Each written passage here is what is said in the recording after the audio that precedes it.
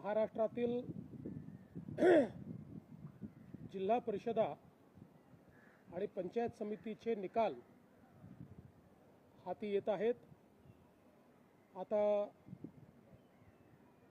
काउंटिंगचा शेवटचा टप्पा चाललेला आहे आणि आतापर्यंत हाती आलेले निकाल आणि अंतिम टप्प्यातले कल लक्षात घेता महाराष्ट्राच्या जनतेने पुन्हा एकदा महायुतीवरच आपला विश्वास दाखवलेला आहे। 12 जिल्हा परिषदांमध्ये भारतीय जनता पार्टी पुन्हा एकदा सर्वात मोठा पक्ष म्हणून या ठिकाणी स्थापित झालेला आपल्याला पाहायला मिळतोय आणि 12ही जिल्हा परिषदांमध्ये महायुतीचीच सत्ता येईल हे आता अतिशय स्पष्ट झालेलं आहे। साधारण आपण बघितलं तर जवळपास या ठिकाणी 60 ठिकाणी भाजप नंबर 1 वर आहे। छत्रपती संभाजीनगर, सिंधुदुर्ग, सोलापूर, सांगली, धाराशिव, परभणी आणि सातारा। शिवसेना 2 ठिकाणी नंबर 1 वर आहे, रत्नागिरी आणि रायगड। राष्ट्रवादी काँग्रेस पुण्यामध्ये नंबर 1 वर आहे आणि जिथे तीनही पक्ष एकत्रित लढलो अशा कोल्हापूर आणि लातूरमध्ये देखील आम्हीच नंबर 1 वर आहोत, महायुतीच नंबर 1 वर आहे।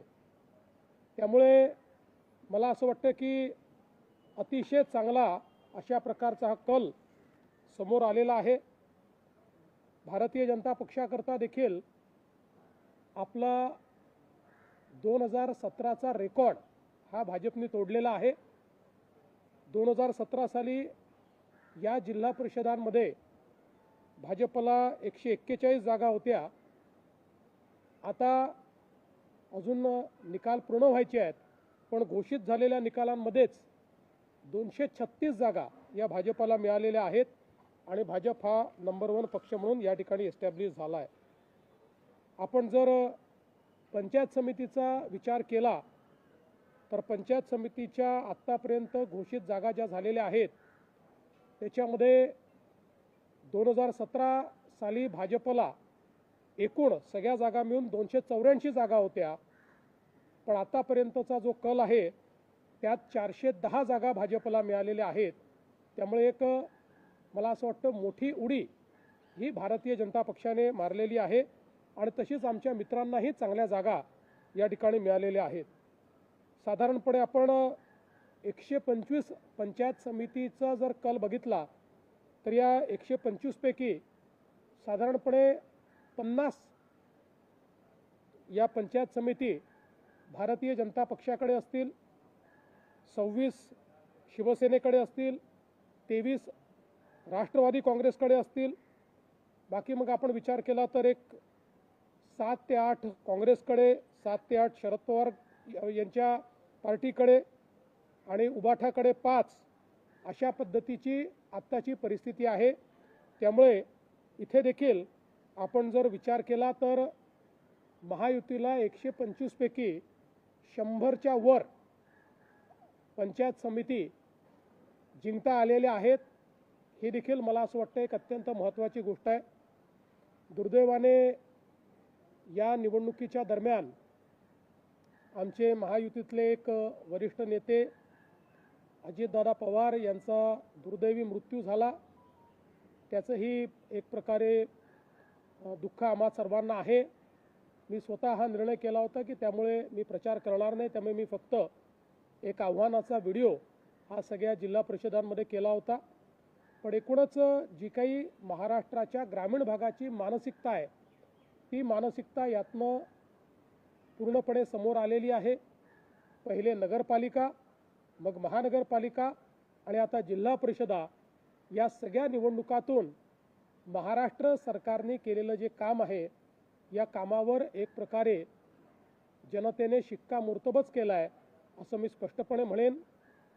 आमचे दोन्ही जे सहकारी पक्ष आहेत त्यांचंही मी अतिशय मनापासून अभिनंदन करतो आणि विशेषतः भारतीय जनता पक्षाचे आमचे अध्यक्ष रवींद्र चव्हाण साहेब यांचंही अभिनंदन करतो की त्यांच्या नेतृत्वात एक अतिशय उत्तम अशा प्रकारचा विजय भारतीय जनता पक्षाला मिळून आता तिसऱ्याही निवडणुकीमध्ये भारतीय जनता पार्टी हा नंबर 1चा पक्ष झालेला आहे।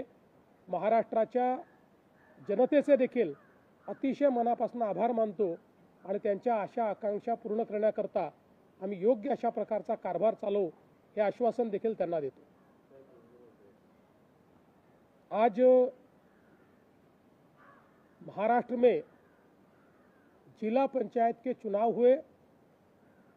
12 जिला पंचायतों के चुनाव में पूरी 12 जगह हमारे महायुति को सत्ता मिलेगी और विशेष रूप से फिर एक बार भारतीय जनता पार्टी ही सबसे बड़े दल के रूप में उभरी है। ये सबसे बड़ा दल बना है। सबसे ज़्यादा सीटें ये बीजेपी को मिली है। पंचायत समिति में भी भारतीय जनता पार्टी वापस सबसे बड़ा दल बना है। 2017 में जहां हमें 284 सीटें मिली थी, इस बार 410 सीटें हमको वहां पर मिली है और कुल जो तहसील पंचायत समिति होती है उसमें से 125 में से तकरीबन 105 जगह पर हमारे महायुति के सभापति बनेंगे और हमको पूर्ण बहुमत वहां पर मिला है। इस प्रकार से महाराष्ट्र के ग्रामीण भागों में लोगों ने फिर एक बार भारतीय जनता पार्टी महायुति पर, हमारी सरकार पर, हमारे प्रधानमंत्री जी पर पूर्ण विश्वास जताया है। मैं जनता का बहुत बहुत आभार व्यक्त करता हूं।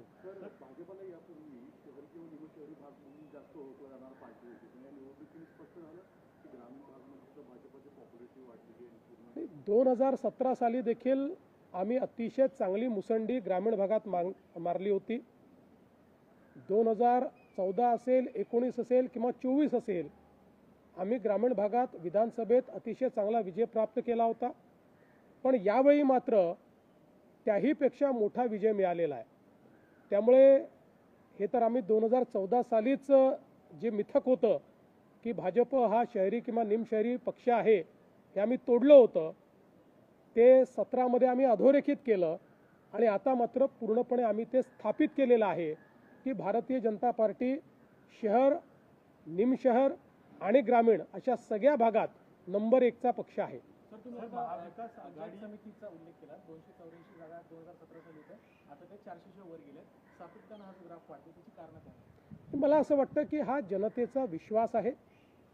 एकूणच या देशामध्ये प्रधानमंत्री नरेंद्र मोदीजी यांनी ज्या प्रकारे ग्राम विकासाचं कार्य हातामध्ये घेतलं, ज्या प्रकारे ग्रामीण इन्फ्रास्ट्रक्चर करता मोठ्या प्रमाणात निधी उपलब्ध करून दिला, ज्या प्रकारे आवास योजना असेल, शौचालयाच्या योजना असतील किंवा लखपती दीदीची योजना असेल, अशा विविध योजनांतनं एक सकारात्मक वातावरण तयार केलं आणि त्याचवेळी महाराष्ट्रातल्या सरकारने जे कार्य करून दाखवलं त्यामुळे एक मोठा विश्वास हा जनतेच्या मनामध्ये तयार झाला।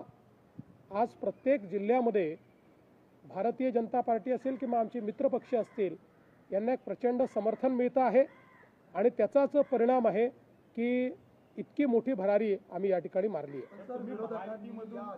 ईव्हीएमवरती कापड फोडलं होतं पराभवाचं, मात्र काल ठाकरे गटाचे खासदार ओमराजे निंबाळकर म्हटले की ईव्हीएमवरती कुठलाही संशय आम्हाला नाहीये, आम्हाला चिंतन करावं लागेल। आता या निवडणुकीमध्ये तुम्ही काय विरोधकांना? मला असं वाटतं की ज्यांना हे वाटतं की आपल्याला चिंतन करावं लागेल ते अतिशय योग्य मार्गावर आहेत। कारण मी नेहमी सांगतो आम्ही जिंकतो आहोत, आम्हाला आनंद आहे, पण कोणीही परमनंट जिंकत नसतं, कोणीही परमनंट हारत नसतं। पण जे लोक आपल्या हारण्याची कारणं शोधण्याच्या ऐवजी कोणावर तरी खापर फोडतात ते मात्र कधीच जिंकू शकत नाही। त्यामुळे जर अशा प्रकारचं रिअलायझेशन कोणाला होत असेल तर मला असं वाटतं की ते योग्य मार्गाने चाललेले आहेत। सर, तुम्ही महायुती म्हणून एवढा विजय मिळवला, महाविकास आघाडी तुमच्या विरोधात तयार केली होती, मात्र महाविकास आघाडी राहिलीच नाही असं म्हणायचं? महाविकास आघाडी फारशी कुठे दिसत नाहीये आणि खरं म्हणजे आम्हाला फारसं काही करण्याची गरज नाही. रोज सकाळी 9 वाजता त्यांचे प्रवक्ते जे स्टेटमेंट्स देतात त्यामुळे आम्हाला निश्चित मोठा फायदा होतो. त्यामुळे आम्हाला फार काही करण्याची आवश्यकता पडत नाही.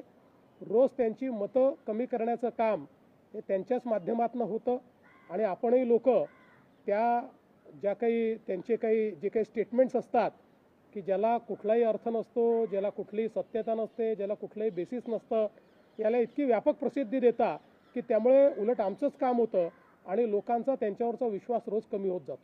विरोधकांनी आधीच हार मानलेली असे चित्र या सगळ्या निवडणुकांमध्ये पाहायला मिळालं. कारण स्थानिक स्वराज्य संस्थांच्या निवडणुकांमध्ये विरोधक आणि सत्ताधारी अशी टक्कर गेल्या अनेक वर्षाची निवडणुकीची पाहायला मिळाली होती. परंतु या निवडणुकीत विरोधक आधीच हारले होते असं चित्र पाहिलं. मला असं वाटतं की मुळामध्ये विरोधकांमध्ये जी लढण्याची एक शक्ती पाहिजे किंवा लढण्याची जी इच्छाशक्ती पाहिजे त्या इच्छाशक्तीचा कुठेतरी अभाव दिसतोय.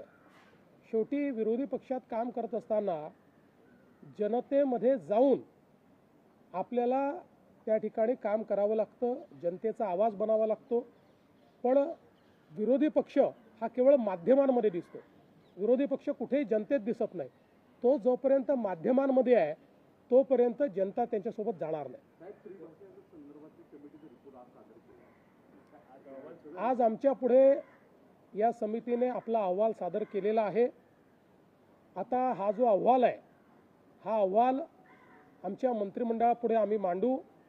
त्यातल्या ज्या विविध शिफारसी आहेत त्या शिफारसींवर मंत्रिमंडळ चर्चा करेल आणि त्यातल्या कुठल्या शिफारसी स्वीकारायच्या आहेत, कुठल्या मॉडिफाय करायच्या आहेत या संदर्भातली जी काही निर्णय आहे ते मंत्रिमंडळ घेईल आणि त्यानंतरच आपल्याला त्या संदर्भातलं ब्रीफिंग केलं जाईल.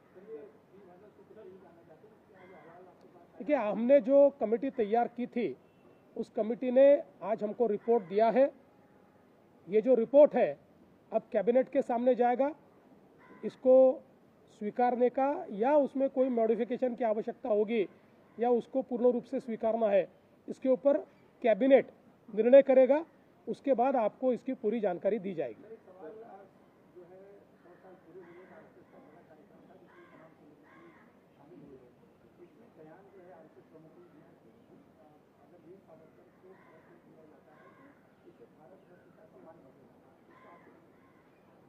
देखिए, अमूमन जो राष्ट्रीय स्वयंसेवक संघ के पूजनीय सरसंघचालक जी बयान देते हैं उसके ऊपर हम कभी दूसरा बयान नहीं देते या उसके ऊपर हम कभी अपना मत व्यक्त नहीं करते, क्योंकि हम ऐसा मानते हैं कि वो जो बोलते हैं ये एक प्रकार से दिशा दर्शक होता है. उस पर वापस किसी ने अपनी बात को रखना ये हमारे में प्रथा नहीं है. सर, एक सवाल है कि आपने चुनाव मतलब दुर्गम जो रिजल्ट हुआ अजीत दादा का, उसके बाद आपने फैसला लिया कि आप नहीं जाएंगे. अगर आप चुनाव प्रचार में जाते तो आपको लगता है कि इससे और भी बेटर जो है रिजल्ट आता, वाइट वॉश होता है एक तरह से ये. और विपक्ष की ऐसी हालत भी हो गई है कि लगातार वो किसी भी चुनाव में टिक ही नहीं पा रही, उनका अस्तित्व खतरे में आ रहा है. और दूसरा, कांग्रेस का महाविकास आघाड़ी से अलग से चुनाव लड़ने की तैयारी कर रही है.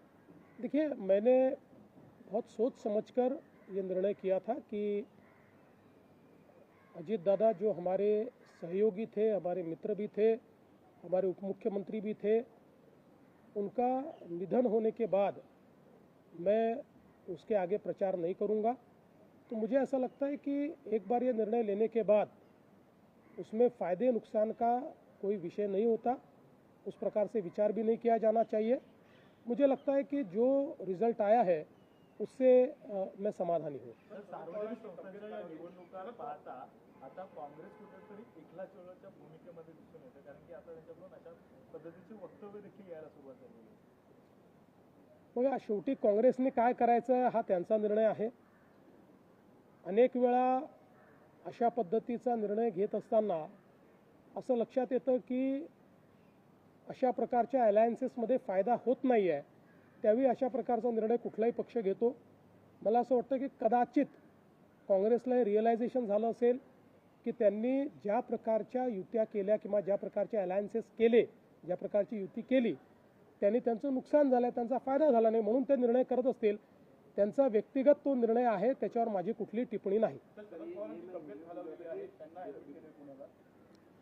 मला देखील ही माहिती मिळाली की म्हणजे मला माध्यमातूनच मिळाली, मला काही अधिकृत माहिती मिळालेली नाही. पण कदाचित आता या ज्या काही सगळ्या घटना झाल्या त्याच्यामध्ये बराच स्ट्रेस हा झालेला असू शकतो त्यांना. पण मला विश्वास आहे की त्यांची तब्येत ठीक होईल आणि आमच्या सर्वांच्या प्रार्थनाही त्यांच्यासोबत आहेत, आमच्या शुभेच्छाही त्यांच्यासोबत आहेत. त्यामुळे निश्चितपणे ते अतिशय नीट बरे होतील. सर मैं ये पूछ रहा था कि विपक्ष लगातार हम देख रहे हैं कि चाहे नगर पालिका हो, महानगर पालिका हो, ये गाँव से जुड़े चुनाव हैं, उसमें भी हार रही है. आप जीत रहे हैं, आप विकास की बात करते हैं, आप मोदी जी की बात करते हैं, आप आपके डेवलपमेंट की बात कर रहे हैं. विपक्ष की इतनी बुरी हालत क्यों हो रही है? क्या विपक्ष देखिए, मुझे ऐसा लगता है कि विपक्ष ने जनता की नब्ज को समझना छोड़ दिया है. अव्वल तो पूरा विपक्ष ये केवल मीडिया में नज़र आता है, वो कहीं पर भी ज़मीन पर नज़र नहीं आता. लोगों की अपेक्षाओं को समझने का काम विपक्ष ने छोड़ दिया है. अपनी अपेक्षाओं को लोगों की अपेक्षा समझना, इससे बड़ी भूल राजनीति में कोई नहीं होती. इसलिए जो विषयों को वो विषय मानकर लगातार उसके ऊपर बोलते रहते हैं, उन विषयों से आम जनता को कोई लेन देन नहीं है.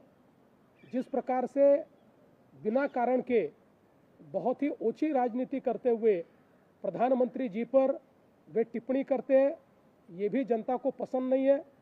मुझे ऐसा लगता है कि जब तक जनता की नब्ज को विपक्ष समझेगा नहीं, जनता की बात जब तक विपक्ष करेगा नहीं और मीडिया से निकलकर जब तक जनता के बीच विपक्ष जाएगा नहीं, तब तक वो चुनाव हारता रहेगा. सर, कर्नाटकमध्ये छत्रपती शिवाजी महाराजांचा पुतळा आहे, तो काढण्याचं काम कुठेतरी झालेलं आहे. याआधी महात्मा फुलेंच्या पुतळ्याची विटंबना झालेली होती, तर छत्रपतींच्या पुतळ्याची देखील विटंबना झाली. नाही, ही अतिशय मला असं वाटतं चिंतेची बाब आहे. ज्या प्रकारे महात्मा ज्योतिबा फुलेंच्या पुतळ्याची विटंबना करण्यात आली, हा खरोखर एक विकृत अशा प्रकारच्या मानसिकतेचा प्रकार आहे. आणि त्याहीपेक्षा त्याच्यावर काही लोकांनी ज्या प्रकारे राजकारण करण्याचा प्रयत्न केला, काही लोकांनी त्याच्या सत्यतेत न जाता जाणीवपूर्वक नरेटिव्ह निर्माण करायचा प्रयत्न केला, त्या लोकांच्याबद्दल देखील मला दुःख वाटतं की कोणी हे काम केलेलं आहे हे शोधण्यापेक्षा कोणावर तरी ते थोपण्याची इच्छा त्या लोकांमध्ये जास्त दिसते. पण आमची मागणी आहे की तिथल्या सरकारने तात्काळ ज्यांनी महात्मा ज्योतिबा फुलेंच्या पुतळ्याची विटंबना केलेली आहे त्यांना शोधून काढावं आणि कडक शिक्षा त्याला व्हावी.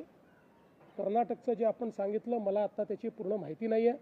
मी जरूर त्याची माहिती घेईन आणि त्या ठिकाणी कुठेही छत्रपती शिवरायांचा किंवा महापुरुषांचा एखादा जर असा पुतळा असेल आणि तो कायदेशीर असेल तर त्या ठिकाणी सरकारने अशा प्रकारची कुठलीही कारवाई करणं हे अयोग्य आहे.